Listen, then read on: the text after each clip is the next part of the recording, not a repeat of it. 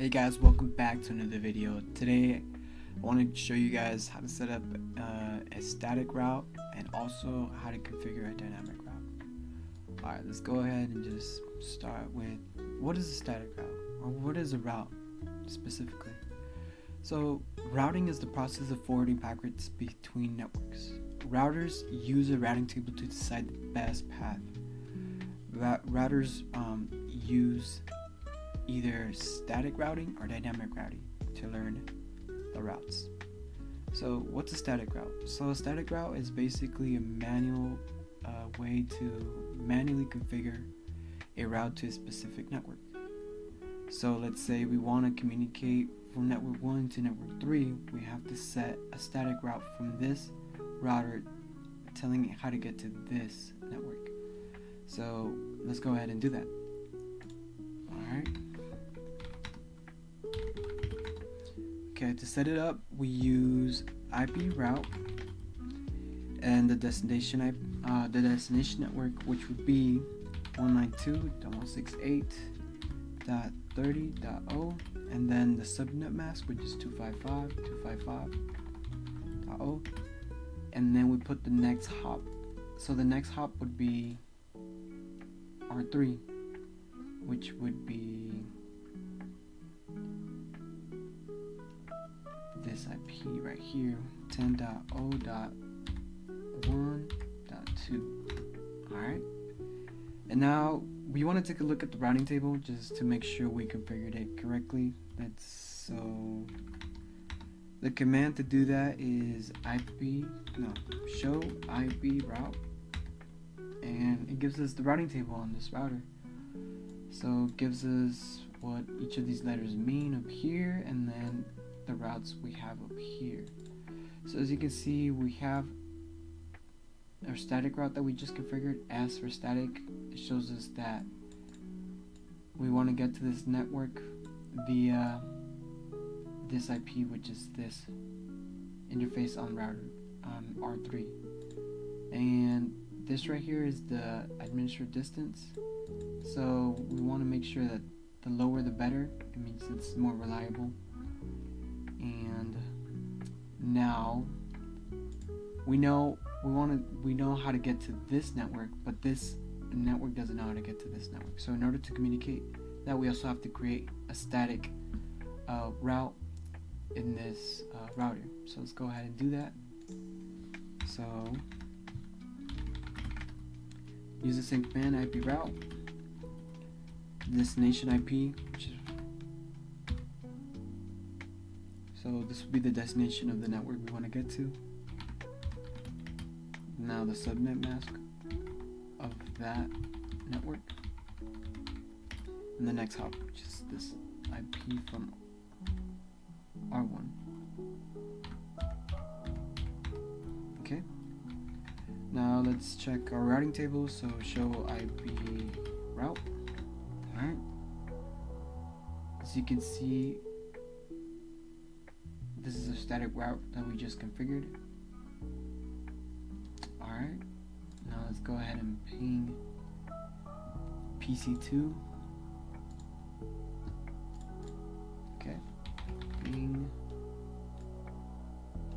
Let me show you. I'm gonna ping PC1 just to show you guys, since we didn't set any specific route for network 2. Let's ping that PC first. Let me show you guys. 220.2. As you can see, we can't ping that host, but now we set up a static route to both of these networks so they can communicate with each other. So go ahead and ping that network.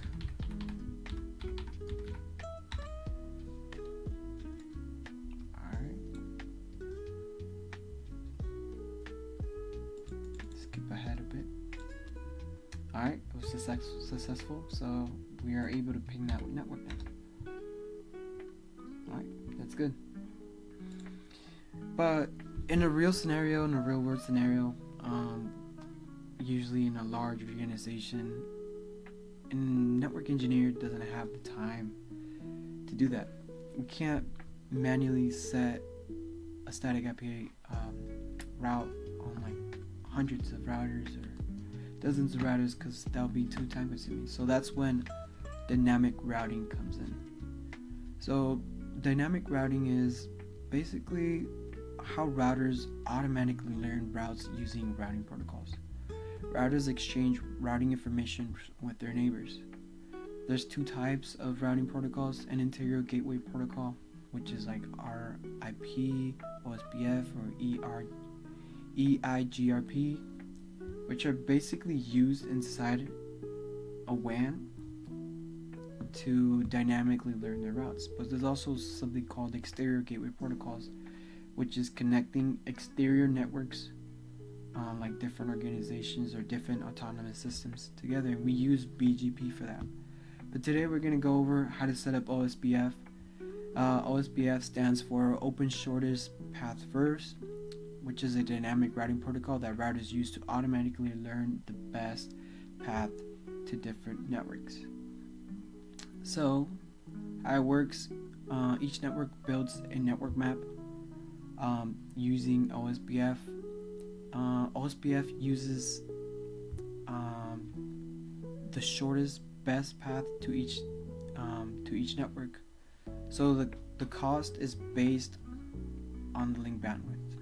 Higher bandwidth means lower cost. So that's how OSPF calculates which is the best path, using which link has the higher bandwidth. So let's go ahead and configure OSPF on R1 first. So we use the command router OSPF, the routing protocol, and just the process ID of this command. That doesn't really matter, but let's just go ahead and call it one. Alright, now that we're inside configuring OSPF, we have to advertise what networks. But before that, we have to set the router ID that the router is going to identify itself in OSPF.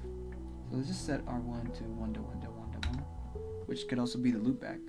More about that in another video.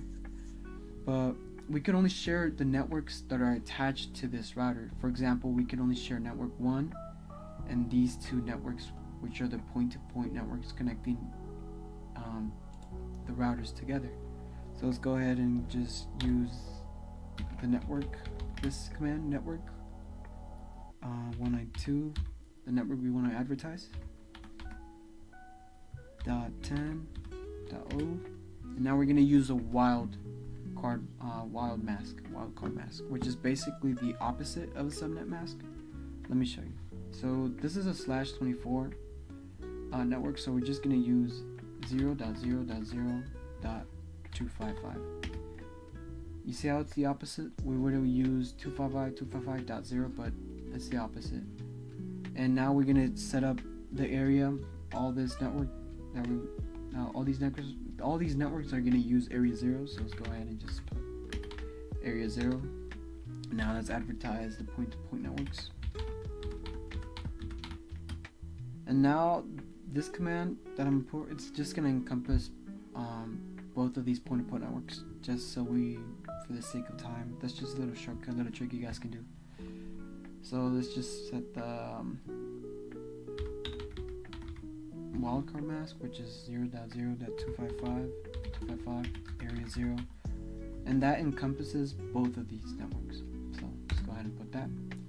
Alright, now let's do the same thing on R2.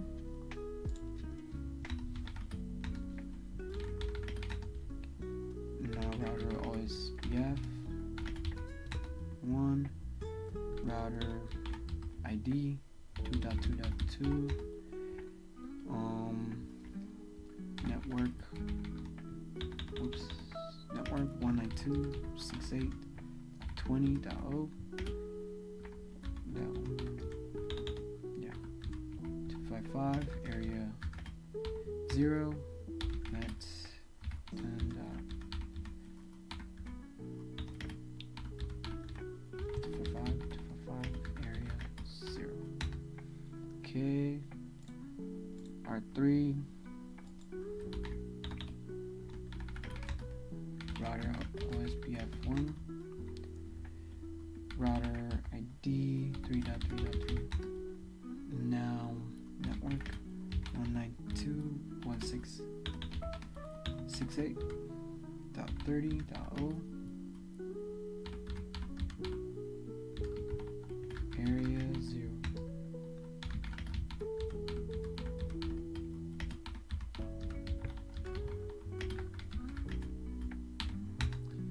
Okay, and now these routers should be sending each other messages, and now if we go back on R1, there should have been a adjacency formed already. Okay, yeah. So OSPF process 1. This basically tells us that it became neighbors, OSPF neighbors with R2. So this is what we want to look at. This right here says full, so it's basically done loading. The process has been set, the routes have been shared, and it's done the same thing with R3, which is 3.3.3.3. So now let's go ahead and look at the routing table and see the updated routes. So show IP route. So as you can see, several routes have been added via OSPF. O means OSPF, as we can see up here. Right here is the administered distance. As you can see, static route is always preferred over OSPF because it's more, let's say, reliable, but OSPF has a cost of 110. The lower the better. And as we can see, we have routes from 192, which is network 2, right here, via this route. So right here, this link, and then the same thing for this network right here, which is not connected. So now we're able to communicate to network 2, even though we didn't set up a static route. So we can go here again and try pinging again the host from network 2, which should work. So let's go ahead and just skip it a bit. Yeah, so it works. Alright, now all our networks are able to communicate with each other, which is good. Now let's say we want to share, well, let's say our PC wants to ping, let's say Google, which is 8.8.8. Well, obviously none of these have the route to it. None of them are connected to it or have a link to it. But R3 is connected to a router that's connected to the internet. So what we will want to do is setting a default route. So a default route is basically saying I have an IP that doesn't match anything in my routing table. I should send it to someone that knows it, someone outside our network, another router that knows it, and that's how we're able to communicate exteriorly with another exterior network. So the IP route for that is IP route. So this is the default route we have to set up. Usually on the router that's connected to an exterior router. I'll show you guys why in a second. So it's IP route o.o.o.o. So this basically says, this encompasses every IP address. So everything. So I want an IP route for any IP route, and then you put the next hop. Oops.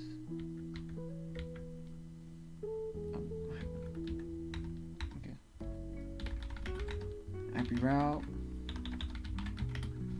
o.o.o.o. And then we put the next hop, which would be the IP of this exterior router, which is the internet. So 2.3.1. Okay. And now we go to OSPF. If you want to share this default route across our network and make what this is called make this the edge router, so the point between which this network communicates with the exterior world. So this is going to be the border for all these networks to the internet. So let's do that. Let's set that up in OSPF. So let's go router OSPF1, and now we issue this command, which is default information originating. So what this command does, it makes R3 the edge router, so the border router to the exterior network. Alright, now if we go to our routing table, we should see a route to the internet, which is this show IP route. So as you can see, we statically set this default route via this link up here, which is the IP to this router, and this means the default route. That's what it means. So OSPF should have by now shared that information with all R3's OSPF neighbors. So if you go back and check the routes, it should have been updated. So show IP route. As you can see, OSPF, the default route, E means external to this router right here. So R3 has the default route learned by OSPF.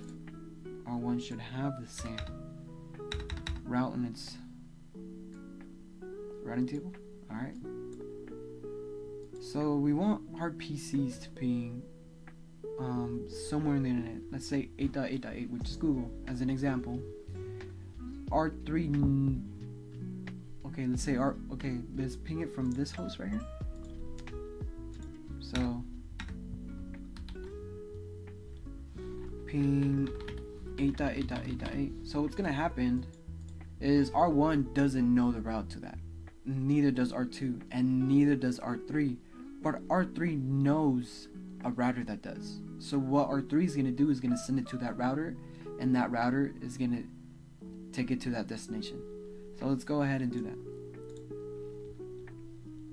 So ping 8.8.8.